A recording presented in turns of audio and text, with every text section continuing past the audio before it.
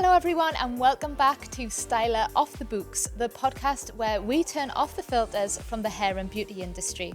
Today I'm joined by Maeve Frances, an aesthetics practitioner and educator who you might recognise from your TV screens. Maeve has recently been on Married at First Sight UK, and yes, don't worry, we get all the BTS and MAFS gossip that you could possibly want. More importantly, if you've ever struggled with showing up online or just being your true self, then you need to hear this episode. Maeve is unapologetically herself and has come to build a successful personal brand alongside her aesthetics and training academy. And today, Maeve will tell you how you can do the exact same thing whilst maintaining your authenticity. So, it's time to sign out of the salon, come and listen, and as always, keep this to yourself because it's time to go off the books. I was actually going to say, because now I've got the app, it's obviously, like on a night time or when I've been messaging people. Yeah. That's a faff on. Yeah. That is why Styler started. It was to kind of remove all of that, which we'll get into a little bit later on. But I would like to, have some form of structure to the podcast. And I think a good place to start is by talking to me about Maeve before the TV cameras came in. Right. I always think, what do I say? Do you know what I mean? Because I've always thought, I've just been Maeve. I didn't think it was... Well, I had a feeling you would say that because that is something that really resonated through the TV screen. And I think what people fell in love with you over was that you were just so true to yourself. How can you be anyone else? That's what really stresses me out. Well, a lot of people were different people. If you can't be nice for 10 weeks, then you've got something the matter with you. Do you know what I mean? Yeah. But what would your average Tuesday look like when you didn't have filming and recording to do? I've always been quite structured, Mm-hmm. So obviously I've got my little boy, I've got my business, I've got my horse. So literally I'm up 7 o'clock every day, leave the house for 15:15. Yeah. Archie's starts breakfast club at 7:30. I would do the horses, do the gym, go home, get a shower, go to work, and then repeat that backwards. So then pick Archie, do the horses, and then home. Yeah.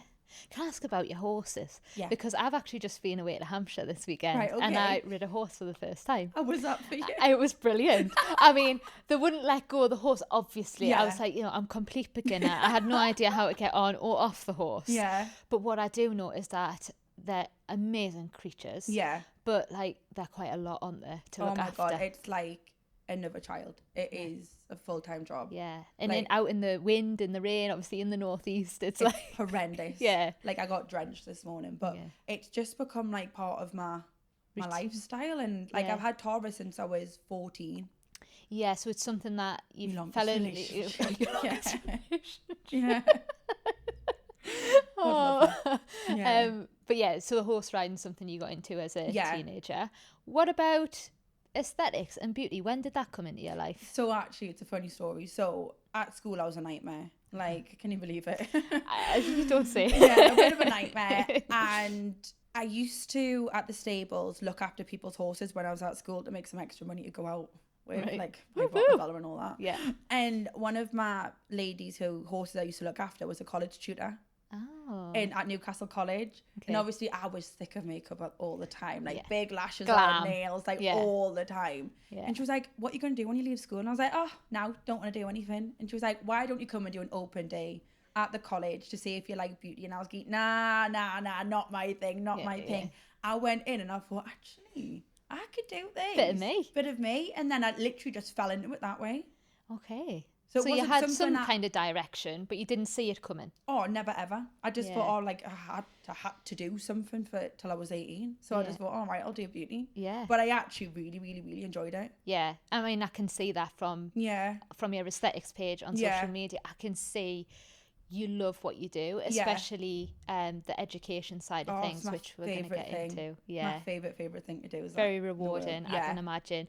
Now, fast forward to today, and what we talk about a lot on this podcast is owning your own business. And theoretically, that should give you the time and flexibility to, do what you do with, raising your little boy, having the horses. But of course, taking time out, 10 weeks you said it was. Yeah, so the full filming was 10 weeks, but I was away for 6.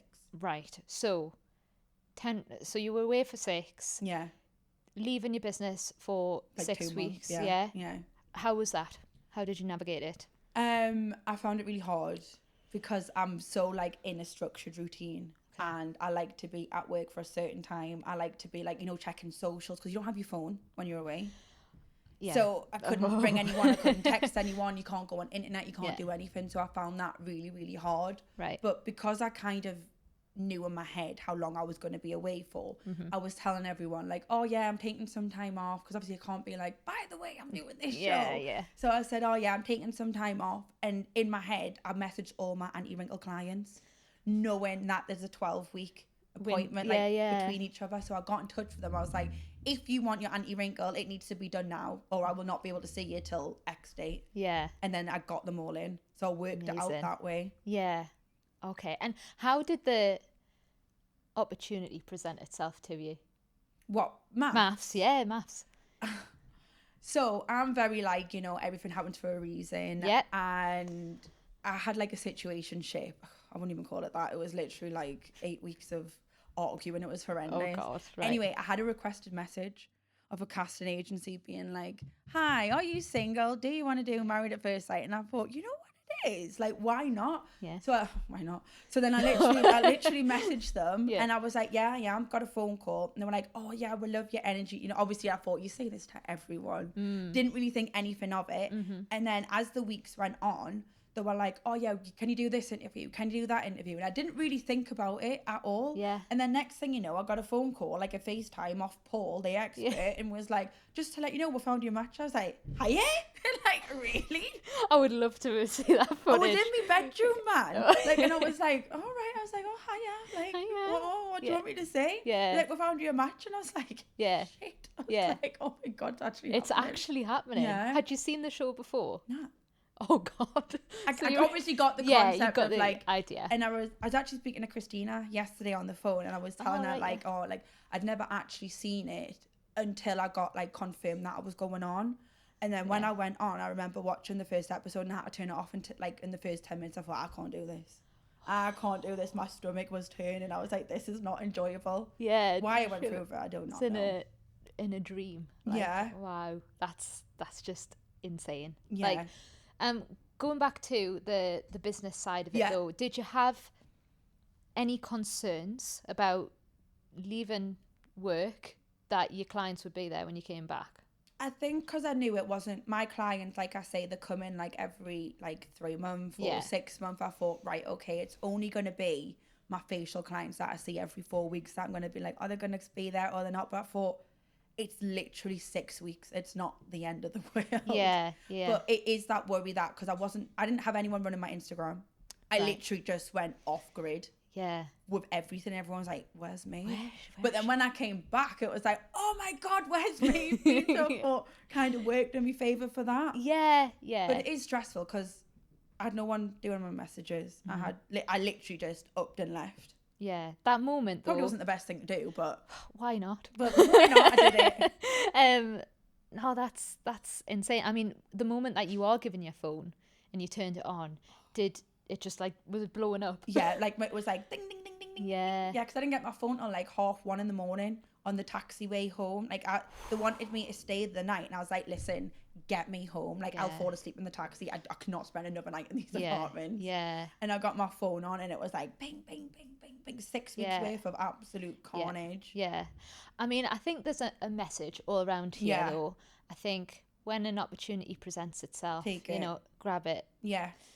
By the horns, because it's obviously, we'll get into how like what life looks like today and things like that, but a lot of people in the industry are so worried about taking time off for say maternity or anything like that, worrying about the clients not being there.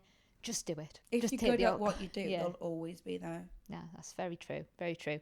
Now, before we get more into the MAFS gossip, I thought we would have a rocket round, right? Okay. This is fairly new to Styler off the books, but you can say if it's true, you give us this one. If it's false, you give us this one, because there's all sorts of rumours that are around about the show. So I'll just be like, here we go. True. Make sure I get the right ones. Right.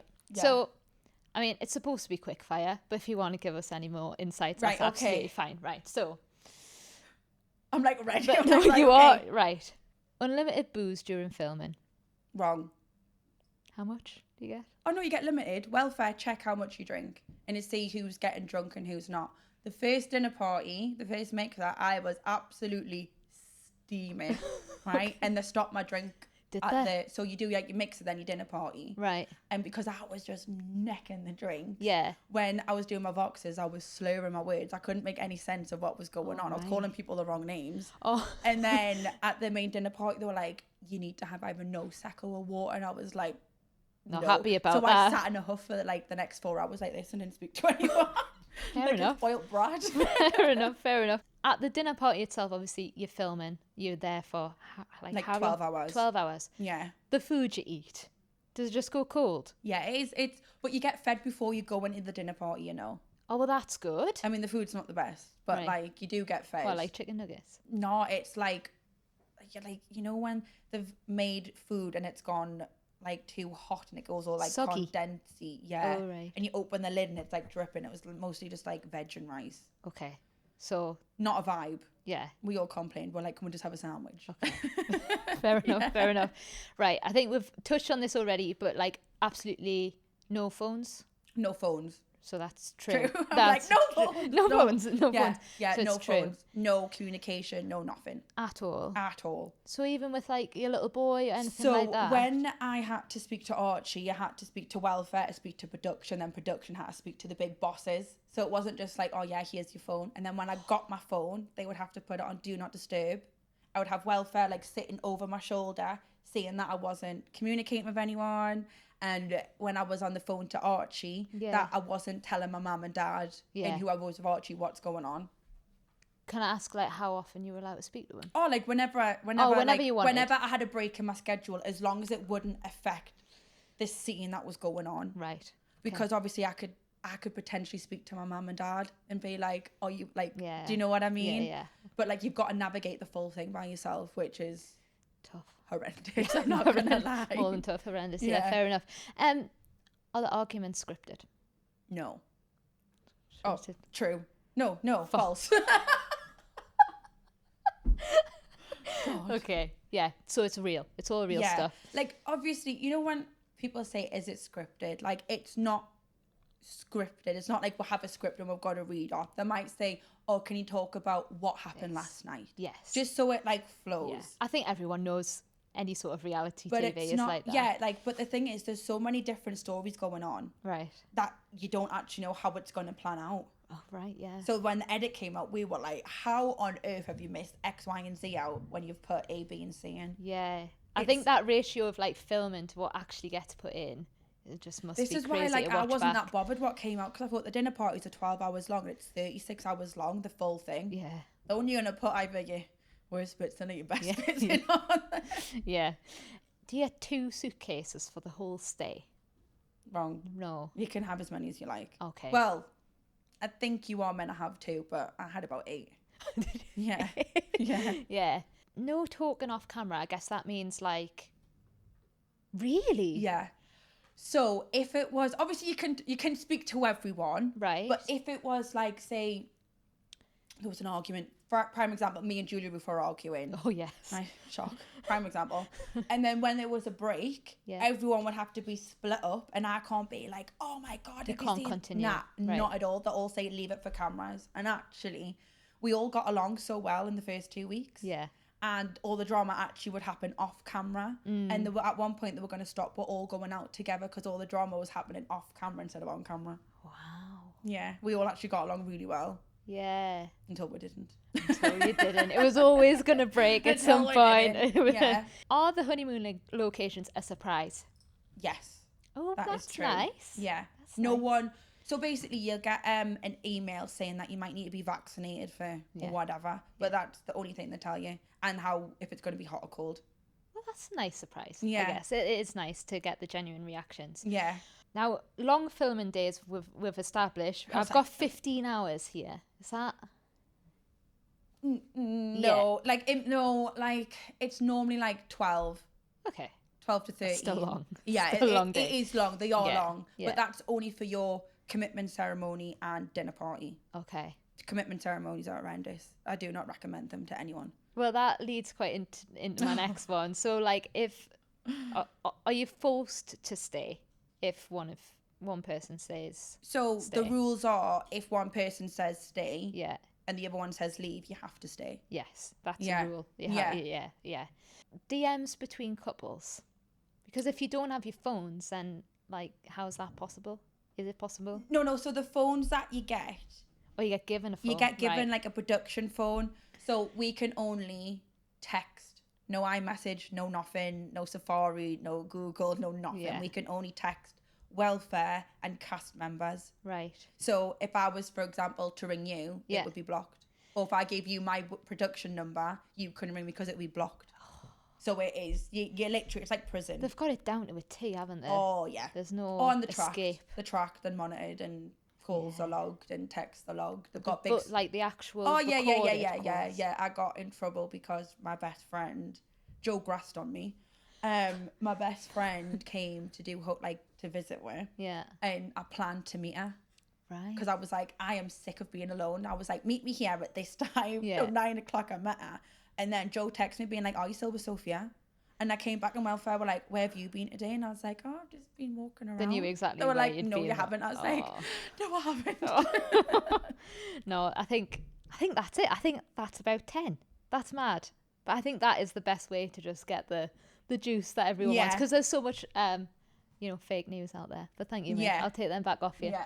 And I think what I wanted to ask about MAFS before we get into what you've been up to after the show, the listeners on here are a little bit different in that I'm sure they would love to know what like the wardrobe department and the hair and makeup department is like on the show. Do you do all of your outfits and makeup yourself? Everything that you see is our own, and our hair and makeup is all done by ourselves. The only day we get our hair and makeup done is the wedding day. Really? Yeah. I mean, wow, you all look so like glam the whole time. I so think it's like the camera lenses that they use. Like, in real life, we don't look like that. Oh no, that's so. You say on the wedding day you had your hair and makeup done. Tell us about the wedding dress, because arguably, Maeve, I would say that's the most iconic entrance. It's funny, isn't it? I didn't really MAFS deep it that much. ever. And everyone was like, "Oh my god, a black wedding dress!" But there's a story behind the dress. Right, come on then. So you get a budget for your wedding dress. Right. And I am so last minute when it comes with business. I'm so like right on the ball. In my life, I'm like da.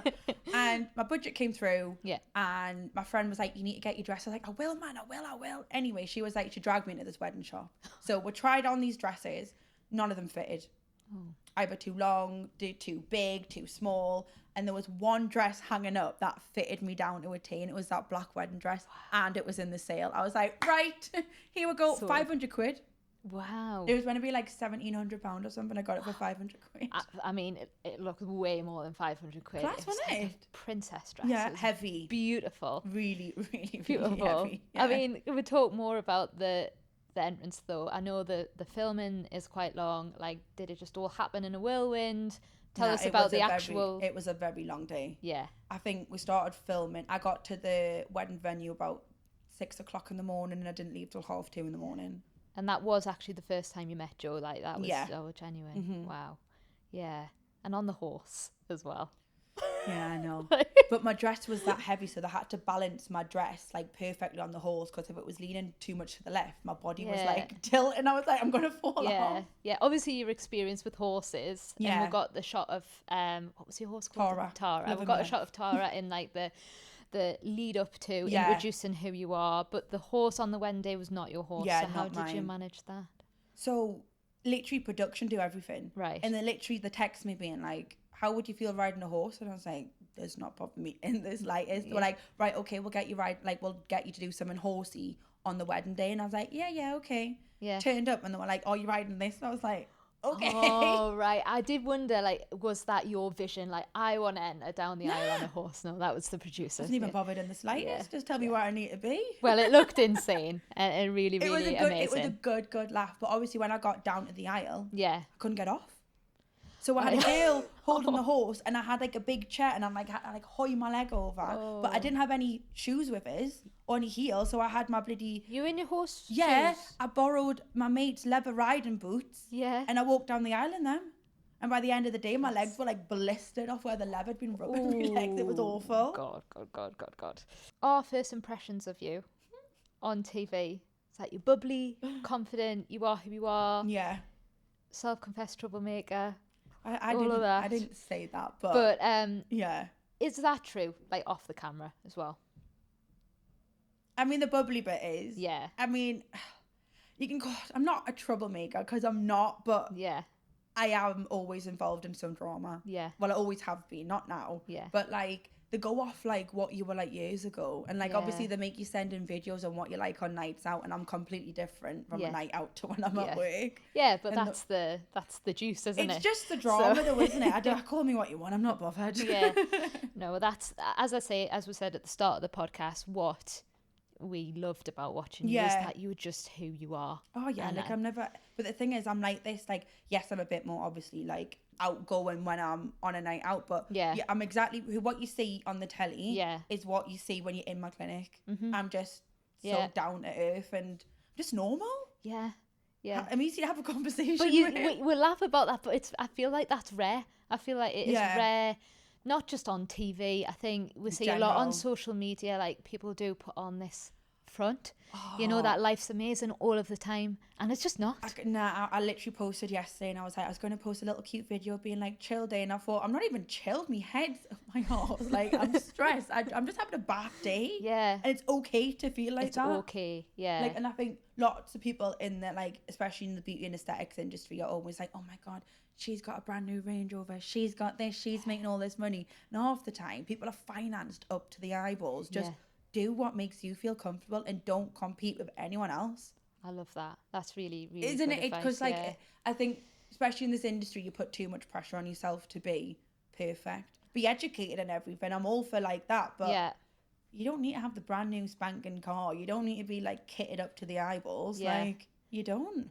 That's so true, isn't it? Yeah, but isn't it? It really, it says a lot coming from someone like yourself who, you know, you do have that social media presence and things like that. Yeah, but I don't.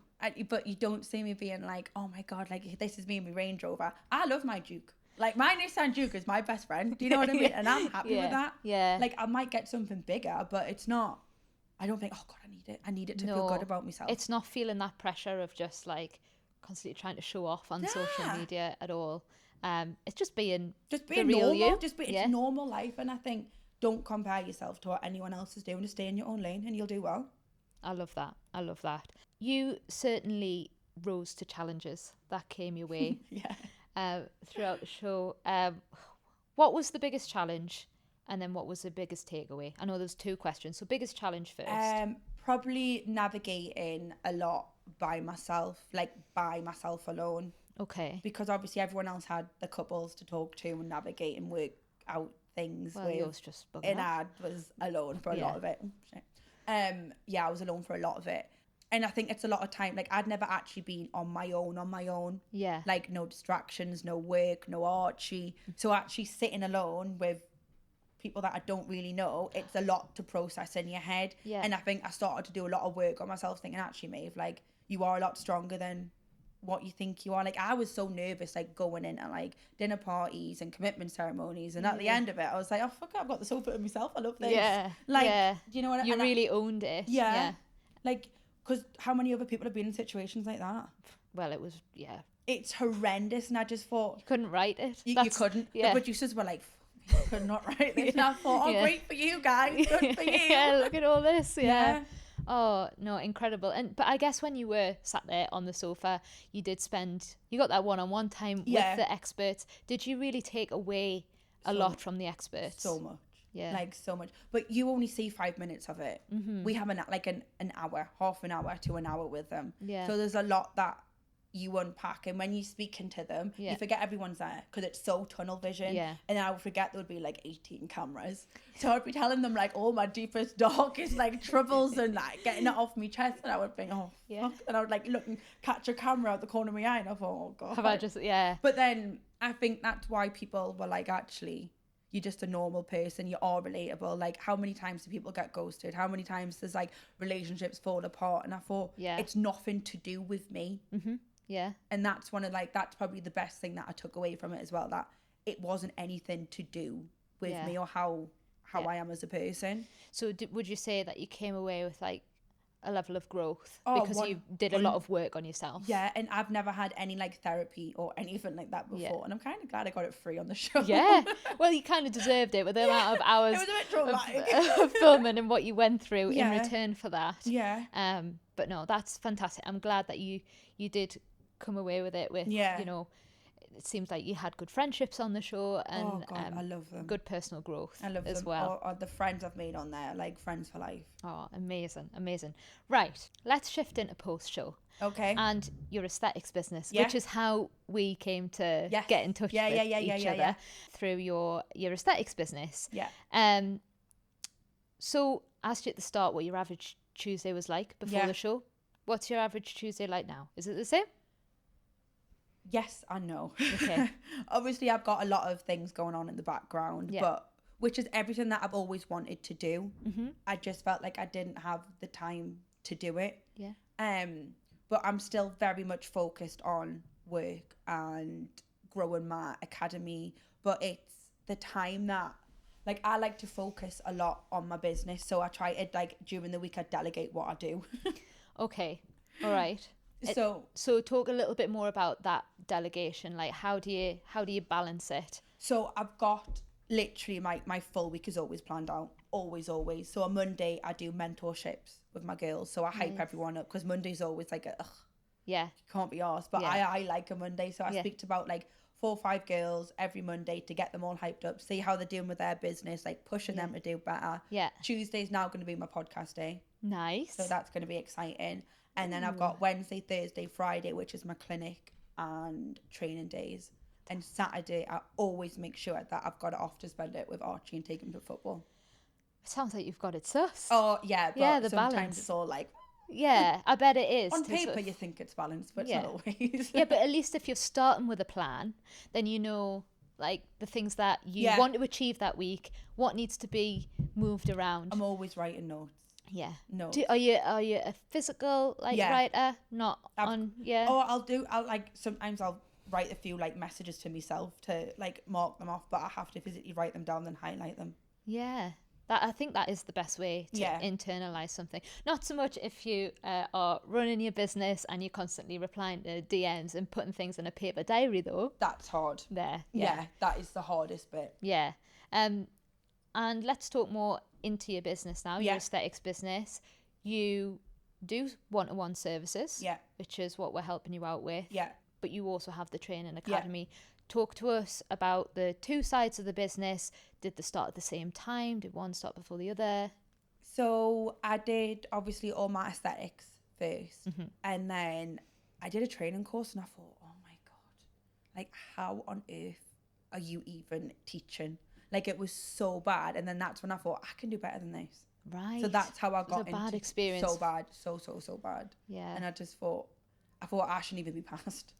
That's what I honestly thought. And then I had to do research, and I thought, because the training was that bad, and then I had to do lots of research at home. Then I had to do then I was doing case studies for myself to analyse. So you were basically teaching yourself myself because the tutor was so bad. It was that bad, and I thought, I don't want anyone paying a lot of money for a course to be feeling that, like, what have I just spent this money on?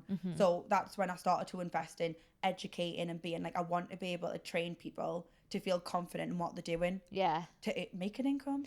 Yeah. That's what it's all about, isn't it? Helping each other. Yeah, helping each other. And there's a lot of motivation behind, making other people feel beautiful and everything. But I think what's so important in aesthetics is that initial training feels like you are going into the industry confident in what you're capable of. That's the hardest thing, isn't it? Because you'll do a course, then when you leave, you're like, what now? Do? The door's shut on you, then that's it. You've got a bit of paper, but that doesn't actually mean anything.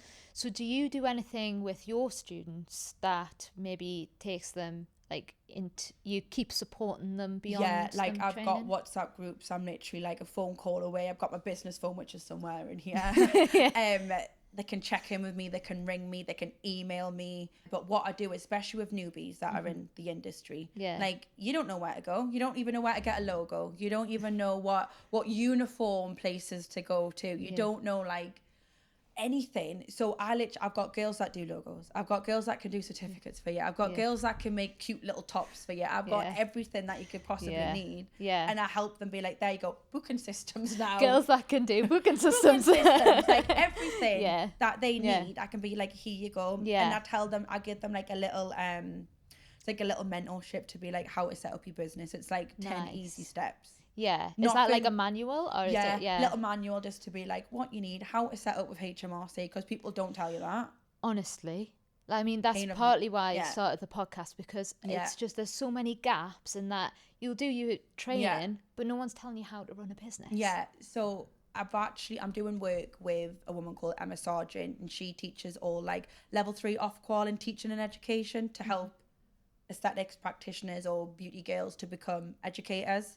Amazing. So she's doing that, and I'm doing the networking side, being like how to build your socials, what to post, what's good to post, what doesn't work. So we're now coming together to do like a 2-day masterclass to get everyone, like whoever wants to take their business to the next step. Okay. Does that have to be is that for people already established in the industry? Is it for newbies? Like who's that so for? It can be anyone that wants to be a beauty educator. So you look at or aesthetic educator. So you're looking at someone that's probably already in the business, that's wanting to take their business to the next step. Yeah. Because it's when you're fully booked and you want to make more money. Yeah. You want that income, but you haven't got any hours. So it's like invest in yourself, do the teaching, then you can put that back into your business. Yeah. So going back to that first question then, am I right in thinking you started off doing services, just treatments, and then you went in, I think that's the most common path, right? Yeah. Once you've filled your diary with treatments, the way that the business can typically move. Just if you're good at what you do. Yeah. And the thing is, when people are like, oh, I don't think I'm good at teaching, like say a nail tech came to me being like, I want to teach, but I don't think I'm good at it. I'm like, you talk about nails every single day. You educate your clients without realizing you're educating your clients. Yeah. So put it into, if you put all that energy, what you talk to your clients, into yourself, into your business again, then you'll be absolutely flying. Yeah. It's simple things that you don't realise what you're doing. Do you know what though, Maeve? I think a lot of it is that belief in yourself. Oh God, beginning. The confidence thing. Yeah. Like I struggle with that massively. Like even now I do. But I'm pushing myself out of like my safety space. Yes. And doing things that I would normally never do. Yeah. Like I did a photo shoot the other day and I actually wore like a blazer. And I thought, what the hell am I doing? But I look good for the picture. Yeah. Do you know what I mean? Yeah. Like as long like you represent your business, don't you? So you do. If you don't have confidence in yourself, why is anyone else gonna come to you? Why are people gonna get treatments off you? Yeah. Well, it says that you've just said you struggle with that, but it sounds like you're already hyping up. I'll hype up anyone. Yeah. With me, I'm like, ooh. Yeah. But it's stepping outside of your comfort zone. Yeah. I think it's believing in yourself. Yeah. Yeah. Incredible. So, I think now I would love to talk more about your specific approach to teaching. Right, okay. So we've touched on it. Yeah. But like say somebody wanted to train with you. Yeah. What would that process look like? Normally I get like a message or like a DM or they'd be like, oh, do you do training? And it's always like, what do you offer? And I'm thinking, right, okay. So basically you're just asking if I teach. You're not asking me like what you want to teach, like learning. Mm-hmm. Yeah. So someone says like, do you do training? Well, yeah, but what do you want to train in? Do you know what I mean? So I send that, I'll be like, oh, hiya, nice to meet you. I'll voice note them. I'll always voice note.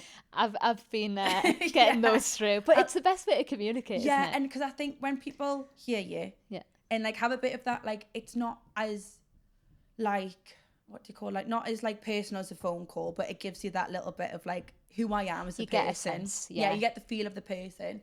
So I'll just be like, oh, hiya, like, I see like you're interested in training. Like, are you interested in the beauty or the aesthetic side? Mm-hmm. And then that breaks it down for me. Yeah. Then they'll be like, oh, beauty. But then beauty can be like, oh, I want to do spray tans, nail them. And I'm like, right, okay, let's narrow it down to, do you like eye treatments or do you like the skincare? And then I break it down into what they are good at or want to look into doing. Okay.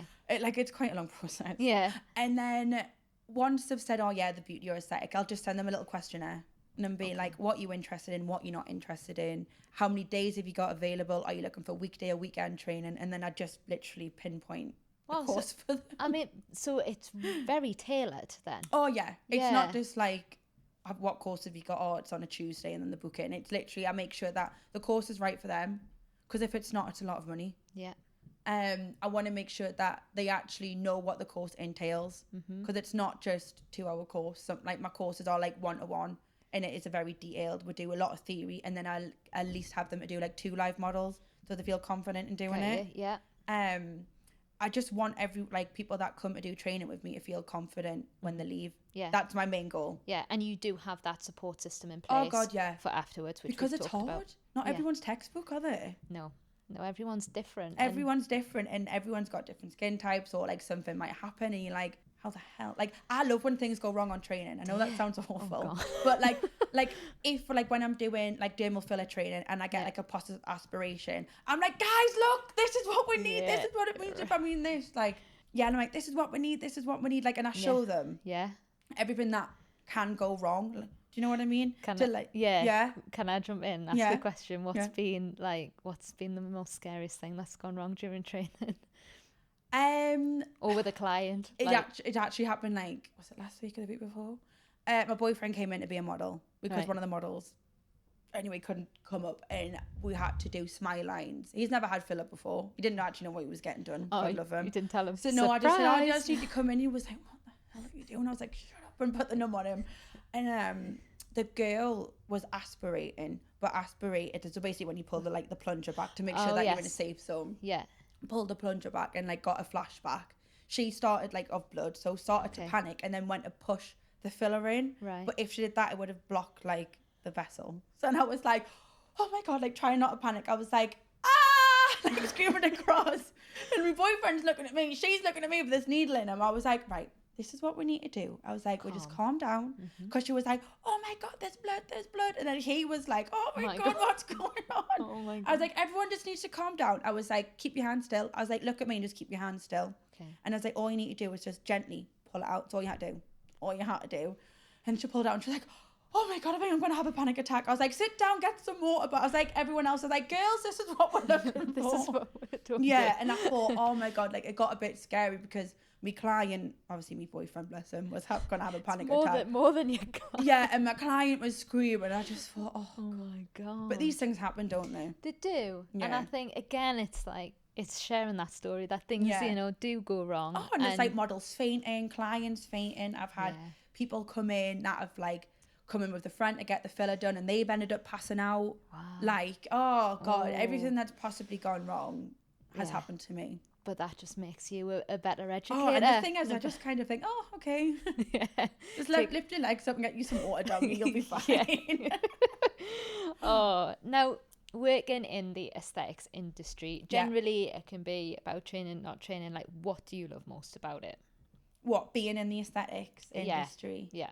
I actually like networking with other people. Like, that's my favourite thing about it. That's no surprise to me, mate. I love it. And I'm very interested in what people do and how people work. Obviously, I love doing the treatments. Like, don't get us wrong. But I think once you've got to a certain point of your like career or whatever, I think it's all about networking with other people, seeing what they do, master classes, like even what products they use. Like, I love, obviously I use Lumifil, that's a brand I've always used, but even listening to what other people use and like different techniques and what like even different what needles people use, like that's what I love about the industry. Like, everyone does everything so different. So would you say that you sort of have to always be open to learning? Always, in this industry. Always. You can't say that you know everything. Yeah. It's physically impossible. Well, I've heard people kind of be very sure like, about it. Yeah. Yes, don't get me wrong. You're probably well educated. You probably know a lot, but not everything. But the industry's always changing as well. It's always changing, and especially with the new regulations coming in, like, people need to be up in the game, and I think, good. Yeah. Good, like you should be. Yeah, I was going to say, like, what are your thoughts on those regulations? Are you pro them? For them? So, yes, I am. But I think things do need regulated because they do. Yeah. But also I do think it'll probably make a lot more people do black market stuff, getting stuff which they probably shouldn't, doing it on the sly. I don't think that's ever going to stop. It's always going to be there. It's always going to be there. But I think people like myself should do the off-call, should be getting everything that you need behind you, because it's only going to better yourself. Yeah. You're not losing on anything, and you're gaining stuff from it. Yeah, definitely. I can see both sides to it as well, and it's hard, isn't it? It's like I know some girls that that I speak to that think I'm not doing it. Yeah. I myself, I am doing it. I'm currently doing working through my levels, but each to their own until it's law, until that hammer goes on and be like, right, you all need your regulations. And but I'm personally doing it. Yeah, good for you. Good for you. Any advice for anyone like holding back from putting themselves out there? Just do it. Just do it. Like don't hold back anything. Yeah. Because why? Like, if the thing is, just do it. Who's stopping you apart from yourself? Do you know what I mean? Yeah. Like, just do it. Yeah. Like, that's probably one thing that I regret from holding back on so many things that I wish I did sooner. Mm-hmm. But I'm slowly getting there. Do you know what I mean? Like, even I say to myself, I'm like, oh, God, don't post that video. And I think, oh, Maeve, just bloody post it. So it's still today. You will watch a video back or you'll record something and drafts. You're like, oh. I've got thousands of drafts and I'm like, oh, God, don't post that. And I would just think, just do it. Just do it as your advice. Just do it, And it doesn't always have to be the best lighting. It doesn't always have to be, like, so educational. It can literally just be you, like, cleaning the salon. Yeah. Something so simple. Yeah. And be like, why I love my job. Yeah. There you go. And then people are like, oh, yeah. Oh, let me book in. I think especially on platforms like Instagram, I think TikTok's a little bit better TikTok's at being laid like back. Raw content. But Instagram, everything just looks so polished all the time. And I think for consistency, it's like just get out there. Like, it doesn't even have to be a set post. Like, get on the story. Put your face out there, talk to people. Talking videos. I tell all my girls, just one talking video a day. Mm-hmm. Even if it's, hi, I'm just going to the salon. Okay. At least someone's seeing you. Yeah. And I say at least once a week and reintroduce yourself. So on a Monday, I would be like, hi everyone, for people that don't know me, I'm Maeve and I own Maeve Frances Aesthetics. Because you get more followers each week. Yeah. And even if you don't, you're just telling people, you're just introducing yourself again. Yeah. It's free as well. It's a free tool. Free tool, so use it. Yeah, definitely. I think there's a lot of stigma around social media, like generally, but I think in business, it is one of the most powerful tools. Yeah, if you don't have time for social media to build your brand, then your brand isn't going to grow. Yeah. Ooh. Kim Kardashian told me that, actually. Mic drop. Yeah, me and Kim. No, well, actually, I want to ask one more question then about branding. Yeah. So you say it's important. You yourself have put your name to the business, Maeve Frances Aesthetics. How important do you think that is? I was always humming and hawing about putting my name to the brand. Mm-hmm. So my first ever salon was actually called Exquisite Hair and Beauty. Okay. So like I've rebranded myself like 4 times. Mm-hmm. And it's always been another name. It's never been my own. Right. So I'm actually called Skin HQ. That's my business name. Oh. Like Skin HQ Limited, that is who I am. Okay. But I'm actually trading as Maeve Frances Aesthetics. Well, I think definitely post-show. Like, just because people know Maeve. Yeah. Like, that's good. That's a good thing that you've done. But I see both sides. I see, Because I always thought, oh, God. Because I was like I say before the show, I was scared to post my face. Mm-hmm. I was scared to do, like, little bits and bobs. And I thought, actually, I don't care. Get my name out there. This is my brand. Like, if I don't have faith in my own brand, then why should anyone come to me? Yeah. I think by putting your name and your face to the brand in this industry, it really builds trust. Oh God, yeah, 1,000,000%. Yeah, as long as it's clear what you do. Yeah, I've seen some people, and I talked about this on TikTok for a bit, just like kind of say their name, and it's like, yes, but what do you do? What do you do? So you've got your aesthetics or your nails or whatever underneath that. It's very important. Maeve, what's next for you in both business and personal life? Business, I have got some skincare range coming out. Oh, products. Yes, I've got products coming out. So that's, when we're talking about the branding, that's why, like, I've just got my branding as Maeve Frances. So it's Maeve Frances Aesthetics. Yes. Then Maeve Frances Training Academy. Then Maeve Frances Skin. Yes. So they're all under the same little umbrella. Yeah. So I'll have my medical grade skin care coming out. I've got my eyelash serum coming out as well. That's why I'm all natural at the minute. I've been using that. Yeah. And I've got some like lip glosses coming out, but for aesthetics. Amazing. Yeah, so that's really exciting, Maeve. I didn't realise that. Yeah, there's a lot going on behind the scenes. Well, we'll have to make sure we get it on the app that we've made for you, because that does have your products area on there as well. But I could sit and talk to you for ages. With the products, was that quite a tricky thing, like long process to set up? Yeah, I've actually been looking into it for about 5 years, you know. Like it's always been like, oh God, don't I? I just thought, look, if I don't do it, I've got the products to use in the salon. I'm not losing anything. Yeah. I've got them. Yeah. So yeah, that was hard finding a supplier because I wanted them in the UK. I've finally got a company that I'm working with, and I'm quite glad. But I'm going to be doing a lot of behind the scenes of where it's made, where the products are from, which I'm excited to do. Like, I'm actually excited. Yeah. Because obviously you get a product and you think, oh yeah, it'll be like, oh, it's from Maeve. But actually I want people to say where it's made, what's in it, like all the ingredients, how I've come up with the formula, everything. I think that's quite unique, because there's a lot of products that are so saturated the market. But it would be good for people to know exactly where it's come from. Yeah. That's very exciting. So you got your products. Yeah. What else? Obviously, I'm investing in loads of training myself. I'm doing obviously like all my off-qual, focusing on that this year. This year, it's literally all about investing back into myself, getting my house how I want it, getting my business how I want it. Yeah. Just rebranding myself. In you. Yeah.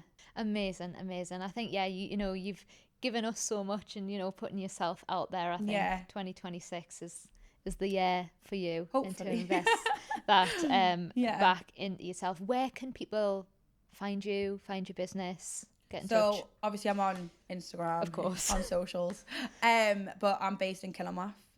In, can you even say Newcastle? It's not, is it? Well, I did put in Killingworth, and it went Killingworth, Newcastle upon Tyne. Well, okay, so we're at Newcastle. Yeah, I think for the southerners, yeah, to Newcastle, say Newcastle is Newcastle based. Yeah, but yeah, I used to have big salons, and now, like, obviously when I was younger, I wanted all this big goals of I want this, I want that. But now I've got a shipping container that's been done out. It's nice and glam, and that's how I like it, a private clinic, and I am so happy with that. Fantastic. And are your books open at the moment? Yes, they are, but I've got very limited space. But I'm grateful for that. Yeah, absolutely. Yeah. Well, Maeve, it's been an absolute pleasure talking to you today. Thank you so much for joining us. Anytime. Thank you.